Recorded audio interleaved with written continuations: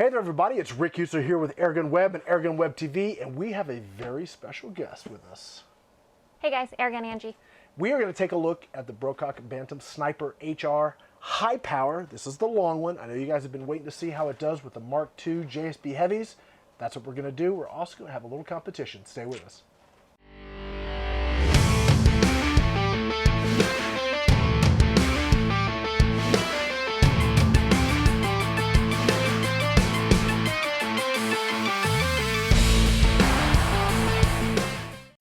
All right, before we get started, I want to say thank you to Daystate and Brocock for sponsoring these videos and letting us do this series. We've been able to deep dive into this gun, not just one little review, but we're going to have a whole year on this platform. So I definitely want to say thank you to the guys over at Daystate and Brocock.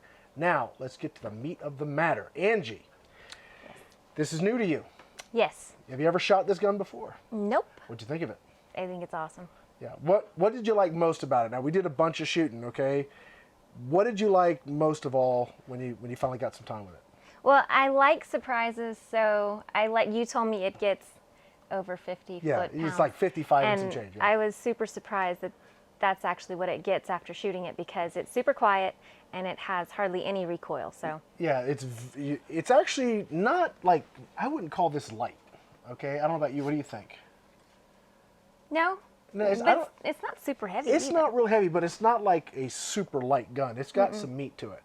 So I think that helps with some of the recoil. Right. But it's very, very efficient. Now this has got the regulator. What I was showing you earlier, it's got these two gauges here. So, you know, your top gauge, that's going to be what your regulator's set to. Your bottom gauge is what you have in the tank. So as long as you're over the reg pressure, you keep shooting. We got probably 30 or 40 shots in it, and it still's got plenty of air, which I was going to top this off because the other thing you really haven't played much with are these new personal compressors. Now, you have a compressor, but you don't have something like this. No. You know what's really nice about this? What's that? It runs off a car battery. Sweet. So you're going to the hunting club or whatever you're going to do, you don't have to take your big compressor with you if you just want to top your gun off. You can take something like this, which runs off 12 volt, or I've got 110 hooked up here because my battery's in a box and it's hard to get to. Yeah, but the cool thing is I'll generally have a car with me. Yeah, you generally will have a car with you. So you hook that up. So real quick, you guys already know how this works, but I wanted to show Angie so that she's familiar with these products. It's pretty neat. There's a couple of these that we like. This is one of them. This is the Omega Trail Charger. I like this one because it's water cooled and you have that little pony bottle. If you wanted to fill your pony bottle, top it off, this can do it. Cool. Okay, some of the other personal compressors, the little ones, the 12 volt 110 combo units, they won't fill a bottle. Okay, so that's like important to know when you're buying something. If you're ever going to put a bottle to it, don't get the other ones. Get something that you know is actually rated and specified that will fill the bottle. Because if you use the others to fill the bottle, you might burn it up, avoid your warranty, etc. This one's actually designed to go ahead and fill small bottles. Okay, but in general, what we do here, take the little plug out, this out, you hook this up. Now they've got this adapter. Okay, that's why this is kind of long, or I just hook it up underneath, but it comes with that, so you don't have to go buy it or anything. All right, cool. So we're at about 200 bar. We're going to take this to 250. We'll just leave this out like that. Okay, now what we want to do, there's a blue switch. Okay, you hear that fan? Okay, that's the cooling system. It's got a radiator and a water reservoir, but we know it's flowing. I've already got my pressure set, so you can turn this knob to whatever you want, up to 4,500 PSI. And then, I'll open the bleed valve. And fire it up. Now, I'll let it go a little bit so that it can sort of lube up. Now, this doesn't have an oil reservoir, it has a grease reservoir. Okay. So, you know how the other compressors you have to put oil in them? This one, you turn this knob, I think it's 3 or 4 turns every 5 or 6 hours. I mean, you can look it up in the manual for exactly what it is, but it's just you turn a couple turns, it adds grease into the system, and you're all set. I'm going to shut the bleeder now. Okay. So let's do this. You got your phone on you? I do. Time it real quick. There it is. Okay. Cool. So I'll add like 10 seconds to that. Because I was slow. Yeah, that's all right. So just under 4 minutes, and we topped it from 200, just under 200 bar, back up to 250 bar. Well, I can wait 4 minutes to shoot again. Yeah. How about you? But I think that's perfectly acceptable. And a gun like this, it gets really high shot count, like 50 or 60 shots, you know, depending on your power setting, then I'm happy with that, frankly. Bleed the valve. Okay, so the big thing we wanted to do today, besides I wanted to show you this and show you the gun, we really wanted to test these pellets. So grab a tin there.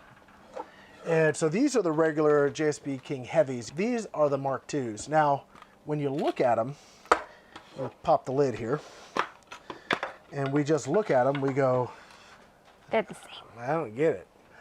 But you get the micrometer out, and the Mark IIs are just a fraction shorter. I think that's the only thing I could tell. Same weight, just a little bit shorter. But the key is, do they shoot better? And I think the short answer is, yeah, they do. Yeah. They really do.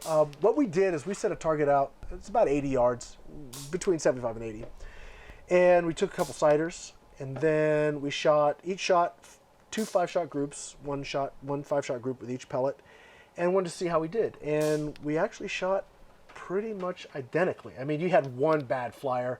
That was it. Blame it on me, I know, because I touched the pellet, Yeah. whatever. It's the only one that went off was the one he touched. But that group, your group was slightly to the left and about the same size, and my group was slightly to the left and about the same size.